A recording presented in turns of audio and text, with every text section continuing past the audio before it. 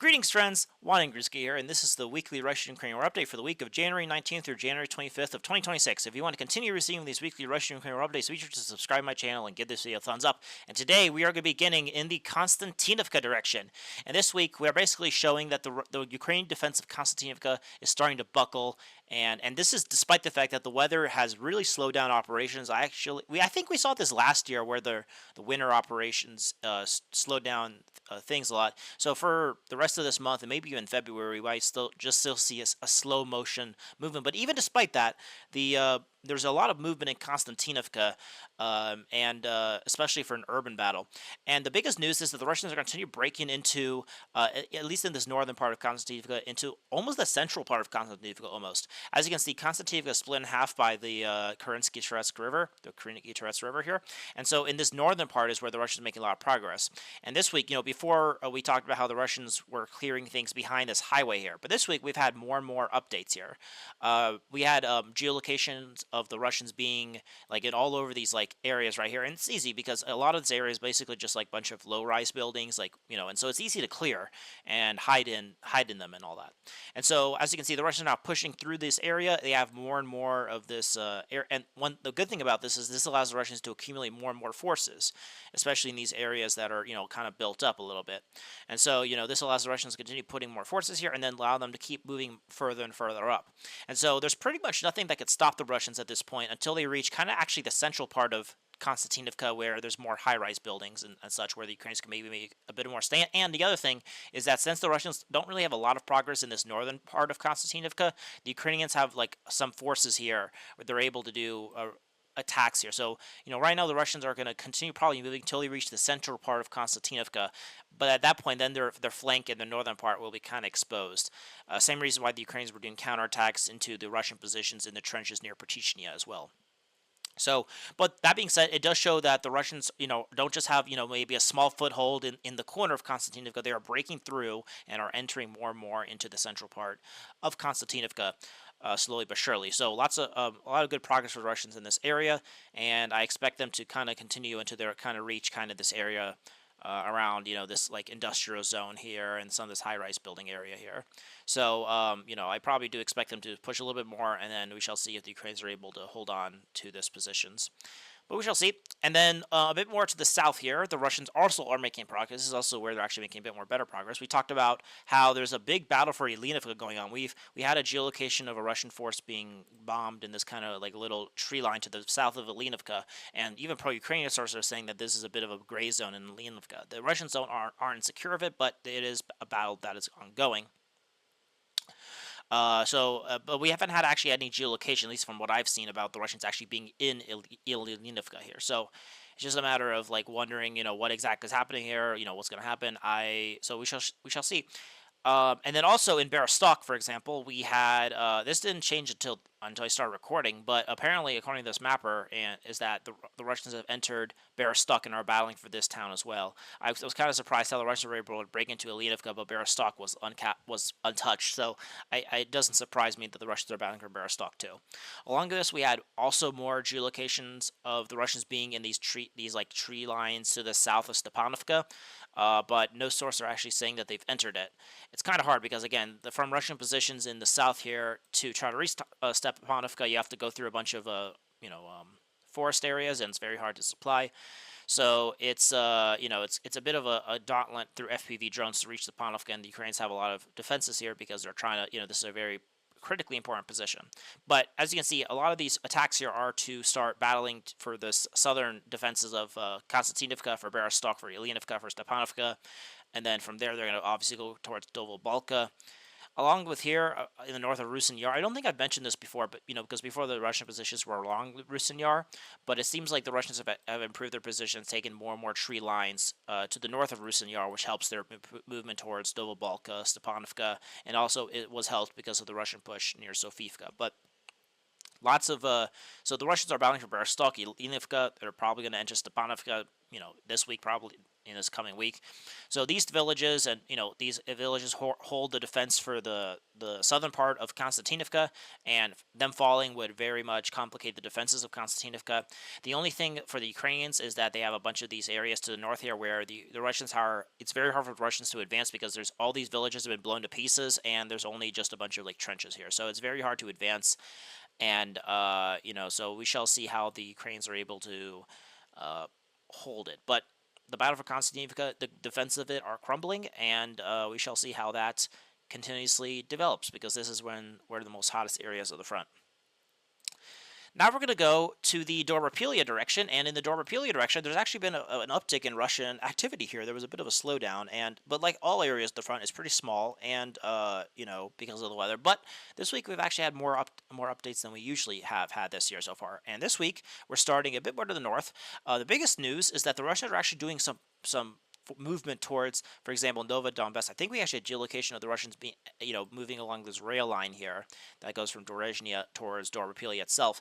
And some Russian sources are saying there's battle. Actually, they've entered Donbass, this village right here, and are fighting for it. They haven't announced that they captured it yet, but taking Donbass and establishing themselves along this rail line here would be very good for the Russians. Russian sources are also saying that they're advancing more further north, that they're already in control of Vilna, and they're just slowly but surely reaching the outskirts of Kuchev Yar again. So again, they're very much expanding, and a more instead of this being a giant salient like it was before in last year, they're trying to expand in multiple directions, moving towards Torskoye or Toretska, Nova Donbass, Vilna, so that their flanks are secure, so that when they're moving north, it's a more secure foothold. And obviously, the goal here is to reach Zolotoye, Kolodovsky, Petrivka, Nova Toretska, to cut off this highway between Dobropillya and Kramatorsk, and then just envelop Dobropillya from this direction. But also, they need to envelop Dobropillya from the south here, and this is what the movement towards Nova Donbass is, trying to destroy these line of villages that hold the defense of southern Dobropillya. And one of the main linchpins of this defense is in the town of Belitsky. As you can see, it's a very built-up town, a very strong defense. It's kind of like Radinsky here. In fact, there's actually it rhymes actually even. Anyway, so taking Belitsky is very good. It's like how the Russians securing themselves in Radinsky helped them take Leningrad and Pokrovsk. That being said, one of the biggest news is that the battle for Belitsky might have started already. We had a lot of sources, even neutral sources, saying that the Russians, at least reconnaissance force, have entered the southern part of Belitsky here. Now, we don't know, again, a lot of these fronts are very wavy. At one point, we could have Russian soldiers being in Belitsky, but in the next, we could see Ukrainians doing a counter and infiltrate into Radinsky. I know it sounds very confusing here, but it's very fluid here. It's not as solid as we make it out to be. But the fact that the further you see infiltrations, that means the further back are more solidified. And so with the Russians infiltrating into Belitsky, the first time we've got most people confirming this, it means that their positions behind this rail line are more secure than they were before. So it's a bit of a good news for the Russians. So we shall see how they envelop Belitsky. My guess is that once they take Novo Donbass, the main goal for the Russians will be trying to storm this Krichivka kind of power mining district here, this Tarakon, because if they could take this area, this would be a very good defensive point, and this could envelop Belitsky from the north here. And then also in Radinsky itself, pro-Russia sources are saying that there's no more fighting for that they've kicked the Ukrainians out again, and not only that, they've actually captured this other small mining area where the Ukrainians were using it to do assaults into Radinsky. So this entire area has been captured by the Russians. Now we need more confirmation of that. That's just pro-Russian sources saying that, but Radinsky is something that's been fought over very much, and it's very much a very destroyed city. But if the Russians are able to finally kick the Ukrainians out and push them out and hold on to it, then this allows them to envelop Belitsky a lot more. Another place where the Russians are making a lot more progress is in Grishny. We actually had a lot of geolocations this week of the Russians being kind of in this more southern area right here. Before they were this here, and so just in the most very southern areas, and now we had them kind of reach almost the central part of Grishny, where there's actually some of the more important buildings. But we had also a geolocation of the Ukrainians doing a counterattack, attacking Russian forces here. So that's probably why Syriac has this labeled as under Ukrainian control, because it was the Ukrainians entering here and attacking Russians here. But we also had Russians being in this area in the north here, as well. So it looks like the Russians slowly but surely entering Grishny, but the Ukrainians are battling fiercely for it. Losing Grishny would be very bad for the Ukrainians. This is like one of their last, the same reason why they're trying to continue entering Radinsky, the same reason why they're holding on to Grishny is just so they could claim they're still trying to battle for Pokrovsk. But, if the Russians are in control of Grishny, Radinsky, and start, taking these areas here and just start pushing towards, these line of villages that are to the south of Dobropillya, they can't really claim they're still battling for Pokrovsk and Mitrograd because, they're still claiming that. So, but yeah, the Russians slowly but surely creeping up in Grishny. It looks like they're starting to envelop Belitsky. So, very good news for the Russians in this direction. Another interesting thing the Russians have announced is that they have captured the town of Novopalovka here. My guess is that this is just DRG activity, because as you can see, it's very hard for the Russians to supply this area. It's also across a river here, though that being said, it's probably frozen, so it's probably pretty okay to defend. But that being said, there's a bunch of villages to the north here where the Ukrainians could do counterattacks. And but if the Russians are able to hold here, then they're I wouldn't be surprised if they also take the town of Polovka here, and if they could secure themselves here, this just improves their northern positions a lot more.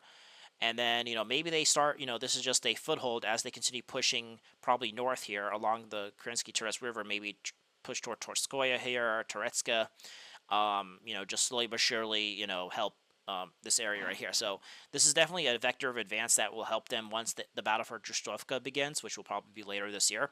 But they're just trying to maybe do the beginnings of a operation to secure their positions here. And then a bit more to in this area, it looks like the battle for Novopalovka is also still ongoing. The main thing for this is that the Russians we've had geolocation of the Russians doing creeping up into this northern part from this area here. So it does show that the Russians have good positions on the other side of the Solonia and Volchka River here, and so they are able to enter this area of Novopalovka in the northern part here. And but yeah, the battle for the fields are being cleared in this area right here, as we mentioned before, and I wouldn't be surprised if the Russians do finally clear at least the southern part of Novopalovka. Once they do that, they could use their position on the other side of the river to do multiple attacks to try to secure the northern part. But it seems like the battle for Novopalovka is tilting towards the Russian favor, but it is still ongoing, and we shall see how that develops. Alrighty, now we're going to go to the Dnipropetrovsk Zaporizhia direction, where there's been a radical slowdown in operations here, but there's still some interesting things happening here. More interesting, actually, more in the Zaporizhia section, except instead of like this area right here near Dnipropetrovsk, but there's been some small changes. The biggest change here, there's actually not been that much changes. The biggest change is happening around Galdipolya. We talked about how the Russians took Zelinia and improved their position near Priluvka, just taking more of these trenches and defensive positions here of the Ukrainians. But that being said, this week the main thing actually was in the southern part of Galdipolya. The Russians captured some parts of these fields to the south here. We saw them being in some of these fields to the south of Galdipolya here. So as you can see, they're just slowly but surely, wrapping up everything to the other side, to the east of this rail line here. The main goal here, obviously, is to take Zelishnya, but I do think that maybe the Russians are trying to maybe take these villages that are to the other side of this rail line here, like Stepopetrovka, Stary Ukrainka here, and maybe try to link, move right here. And once they're here, and the Russians are in the southern part here, they could then storm Zelishnya, and then this would be a very good starting off point for the Russians as well. So we shall see how that develops, but small things there. But there's been no other really big changes here. But where there's been a lot of more interesting kind of changes is actually more in this Zaporizhia direction, which we usually call, this area right here. There's been a lot of interesting things. The biggest thing, the Russians are continuously improving their positions around Primorsk and Steppenhurst. They've taken these two towns. Just now, the main thing is that they're clearing up a bunch of these tree line, like fields and tree lines between Primorsk and Steppenhurst. Just probably just taking some tree lines, just improving their defensive positions here, because before they were in Steppenhurst, they were moving up along Primorska, but these fields that were right here were very good areas for the Ukrainians to do counterattacks into Primorska or into Steppenhurst, and so if they want to have a continuous front line, taking these fields was a very good gain for them. Along with this, the Russians are continuing battling for these set of villages that are on the high ground here. They've taken Leukemia. The Russian MOD announced that they've taken the town of this village of Polovka right here, but we don't have any confirmation of that just yet. And that the main jewel of these set of villages here is the town of Nova Yakolovka here. As you can see, it's a pretty decent sized town. It's on the highest point here, and so taking it would be a very big boon for the Russians here. That being said, it will. They're still battling for the Ukrainians. They're doing a lot of counterattacks. Apparently, they kicked the Russians out of Novobolitska here. But so they're trying to hold on to this because losing this would gain the Russians the height advantage, and this would allow them to break through in multiple directions here. So it'd be very bad news for the Russians here. But yeah, also they're clearing the fields that are between Leukemia and Stepova, just clearing more and more of these fields here. So just a lot of clearing for adding the front line here. The Russians are moving northward, so they have to take the fields here. They're moving eastward, so they have to take the fields here. So just slowly but surely improving their positions here. The main goal right now is probably just to clear out these villages, have a foothold here, have the height advantage. And from here, the main goal will be advancing towards Yurivka and Nova Andreevka here. So that would be the main goal for the Russians. And probably also move along the Kovka River here just to have their positions be on a more secure flank here. So some movements in the western Orekhiv direction. Now, one thing that's actually good news for the Ukrainians is that we had geolocation that the Ukrainians were entering this prison colony in the southern part of Malotokmachka. And as I mentioned before, is that if the Russians hold this prison colony, which is the biggest defensive fortification here, they could secure their gains in Malotokmachka. But if the Ukrainians are in control of it, it does show that their positions in Malotokmachka are probably a lot more more precarious than you would assume. So it does look like this position around Malotokmachka is a bit more less than ideal for the Russians. Along with this, we had some positions that the Russians are in the most western part of Bilohora, so it does show that the Russians are in control of this little town right here as well. So some movements around this direction, some good for the Russians, but mostly in Malotokmachka, some bad for the Russians. But yeah, that's it in the Zaporizhia and Dnipropetrovsk direction.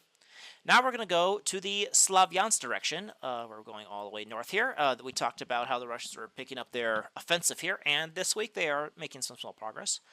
The biggest thing is that we talked about this last week, but we haven't had most mappers are starting to get more and more information, and they're saying yes, the Russians are moving slowly but surely closer and closer to Dobropillya. They're in Makivka. They've taken a bunch of these areas around, to the south here. But we haven't actually had any geolocations. The Russian MOD has claimed they actually take Dobropillya, but they haven't. Surprisingly, they haven't actually claimed they take Makivka yet. So that's kind of interesting. But there is battles for these line of villages, and the Russians are tilting the balance towards their favor. But it is still pickings. We still have to get more and more information to see if the Russians are able to take these line of villages and align themselves along the canal here to help secure themselves here.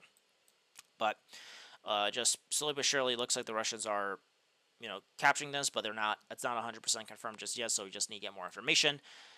Up in the north here, in the town of Riz here, we had geolocation of the Russians being in the central part of the Rizanivka town, and as you can see, this village is very elongated, so it's very, it has house by house fighting here, but it does show that and they're able to do that because the Russians are clearing the fields that are to the north of it and to the south of it. We had geolocation of the Russians being these kind of tree lines that are to the north of Pazno here and such. So and with the fall of Sakitna, especially if they're able to secure themselves in these hills here, they're going to be able to secure Rizanivka more easier. But yeah, just slow and slow pickings here. Along with this, in Zakitna, we had geolocation that the Ukrainians are still in control of these hills around Zakitna. So, they have the possibility to re-enter Zakitna. Obviously the Russians raise their flags here, but that doesn't mean they're in full control of it. Or it means that it's not as consolidated as you would like, and the Ukrainians can enter it if they want. So, the Russians really need to take this hill here, and if they're able to take this hill, then they're attacking, their securing of Zakitna will be a lot more better. But besides that, that's basically it in the Slavyansk direction. In the Lyman direction, there's been some small changes, some very interesting ones. The main thing is that actually one of the biggest things is that we actually had geolocation of the Russians being in the southern part of Lyman right here. We actually just got a geolocation of that today on Sunday. And then also with this, we had a geolocation of the Ukrainians doing a counterattack, trying to kick the Russians out of this other southern part of Lyman right here. So it does show that there's like some positions of the Russians in the southern part of Lyman in this area right here. The Ukrainians are still in the more built-up, fortified sector, so they're, it's not like the defenses of Lyman are breaking, but the fact that the Russians are in Lyman, are, securing themselves in it, is very bad news for the Ukrainians here. We shall see how that develops. And they're probably just doing that because, the southern part is being wrapped up.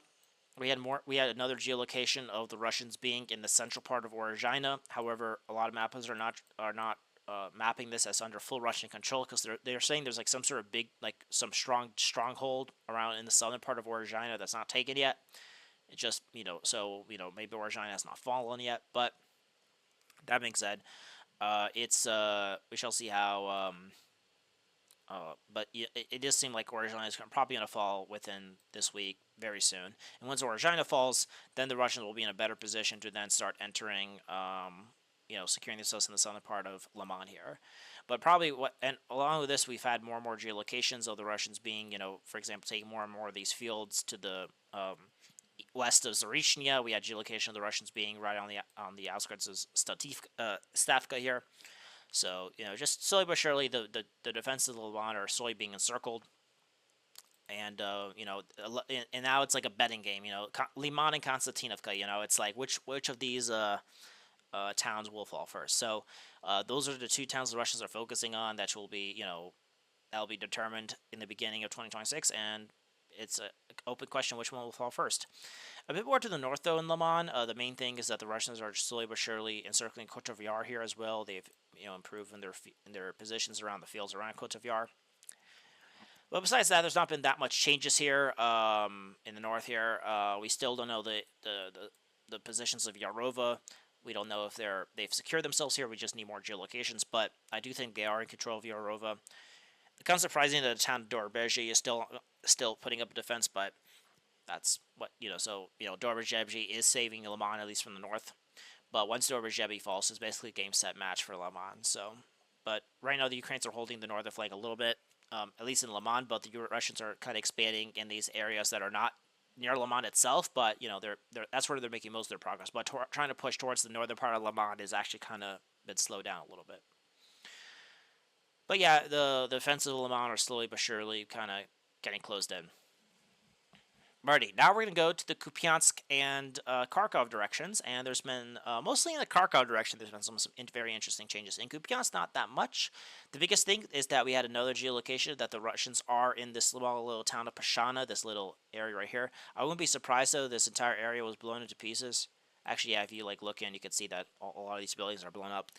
But in any case, it does show that the Russians are probably in this position here. If I were, there's obviously no Ukrainian positions in this area. I would map this entire area as a giant gray zone for the Ukrainians. I don't actually think I think they have retreated back. Because, we had actually geolocation of the Russians being in Kryvivka, raising their flags here. We had the Russians in Polodovia here. So I do think there's this area to these fields are a lot more better and secure here. And so it's a bit of a, but again, Kupyansk is the other area, probably the number one area in the front where it's very fluid, and it's very interesting to know, we don't actually know the exact positions because they're very intermixed. Now, in Kupyansk itself, we actually had a picture the Russians took of themselves in the city hospital. Now, I forgot where, there used to be a hospital here that showed where the hospital was, but it doesn't show it anymore. Forgot where exactly the hospital, but I think here, the central city hospital, this area right here. So the Russians show themselves with a picture of themselves in this hospital right here. So and so as you can see, the Russians do still have positions in Kupyansk. So the fact that the Ukrainians weren't able to kick them out is a bit of a, it seems like they're very much still holding on, but it's, again, the positions in Kupyansk is not favorable, at least in the western part, is not favorable for the Russians. And while they're making some small gains around in the eastern bank, their western bank thing is still in a very precarious situation. It's not catastrophic, where it's going to completely collapse the entire sector anymore, but it's still very much not a good situation for the Russians to be in Kupyansk. But it does show the Russians are still holding on in the central part of Kupyansk, and maybe they'll finally get eliminated, but right now the Russians are still holding on. Alrighty. Now, in the Kharkov area, this is where a lot of the interesting things are happening, especially in this area right here. So the biggest thing is that, according to the Russian Ministry of Defense, and I actually had geolocation of this, is that the Russians have completely captured the town of Slavyansk here. The Russians are pushing down here, and they say they've captured this entire area right here. The biggest thing I have is this area right here. There's like some built up buildings right here and some of these areas right here. So I don't know if the Russians were able to capture these houses that are to the south here, but I did have geolocation of the Russians being in the central part of Semyenovka. And along with this, now they haven't announced this, we've actually had geolocation of the Russians being in the northern part of Kharkov and also in the central part right here. So, but they haven't announced they've taken Kharkov yet. So, but regardless, it seems like the Russians are slowly but surely taking these two villages right here. Just again, as I mentioned, moving down along the Seversky Donetsk River, and I think they're going to secure themselves here. And as they do that, they're probably going to continue moving down towards the town of Loroska, Verkhanka, Paraskivka here, and that'll be the next goal. And it seems like these two villages will probably be wrapped up by the end of the month here, and by the beginning of February, they'll start beginning their offensive more further south. Another thing, the Russians announced that they have completely secured the town of Staritsia here. This protects their flank in the northern part here. Now, and the Russians were in this village for like the last year or two, but there was a counterattack where the Ukrainians entered the central part of Staritsia, and then we never heard of it again. So the Syriac map basically had the central part of Staritsia in a gray zone for like a year. But the Russians finally announced that they've like reasserted control over Staritsia here, and so this town is now under full Russian control.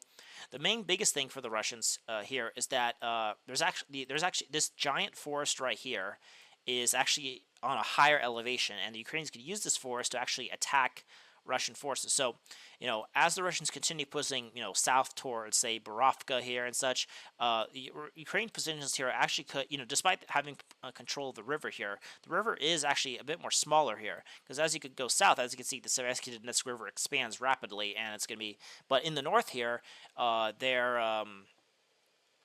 is it's actually, the river's not as big, and so the Ukrainians do have positions too in this, especially on an elevated height like this forest, where they could harass Russian positions as they start moving south here. So a lot of mappers are saying that what the Russian there's going to and there's also been increasing bombardment of the town of Turnovo here, and so what a lot of Russian sources are saying is that the Russians are going to try to link up their small bridgehead in this area of Kharkov and also the bridgehead here, and then if ideally what the Russians probably want to do, which is probably what they wanted to do before, is they want to take the town of Lipsy, and then Visola, Tarnovo, and then Rubezhizhnia here, and then from here they'll have a continuous front line between these two kind of separate fronts here. And then now they're not cut off. Obviously, the Russians are just supplying themselves throughout in Russia itself. But if they push southwards here, not only will they protect the flank here and push further deep into Kharkov, creating more of a buffer zone. This also allows the Russians in this area, which is probably the main vector of the attack, to continue pushing southwards. And then once they, then the Seversky Donetsk River could act as a natural defense, because now it's a bit more bigger and they're able to defend themselves on their flank a bit better here. A bit more here, though. We had another geolocation of the Russians being in the northern part of Nestor here, in this area right here. And so it does seem like the battle for Nestorinia is now ongoing. We shall see how that develops. These villages also don't exist. The town of Stabalanivka, Pashana, Karulova, these don't exist. But Nestor does. It's a decent-sized border town. So it does look like the Russians are increasing their pace of offensive here. I wouldn't be surprised if the Russians try to clear everything to the north of the river here. And then from here, I think what they might do is probably try to cross the border here and then try to take the town of Berdovka here and then take something like this. So then from here, if you kind of scroll up, they take a pretty decent-sized chunk of the Kharkov Oblast in this area right here. Maybe what they want to do is clear up this entire string of villages to the north here and use that as a forward defense base to continue pushing towards Bilikovodasky and so forth. Along with this, the battle for Chunakhanivka here is ongoing. Mappers are saying that the Russians have entered the town here. So I wouldn't be surprised if within, maybe if the Russians develop their offensive here, they take the town of Chunivka here. So we shall see. But we shall see how that develops. but it's very easy for them to rush to take this. The main Ukrainian defenses are along these line of villages here, centered around the town of Kostyantynivka here, right here. So, a very decent sized town, and the Ukrainians are able to defend here. Just as, for example, after the Russians took a bunch of these border towns here, Ukrainians fell back to their main defense along the river, centered around these line of villages here. And so, these towns here are very separated. It's very hard to move between them. So it's we probably it's gonna be hard for the Russians to do a direct attack. So we should see how that develops. I've been saying that a lot. Like that's like my catchphrase now for some reason. We'll see how that develops. Anyway, and there's been no really big changes in the Sumy direction, except that the town of Gorovska is confirmed to still be under Russian control. So that's the end of this video. Hope you guys enjoyed this weekly Russian Ukrainian update. Be sure to subscribe to my channel, give this video a thumbs up, and share the video around. Hope you guys have a wonderful day, and I hope you guys are blessed in this wonderful life. So aim high and wander on.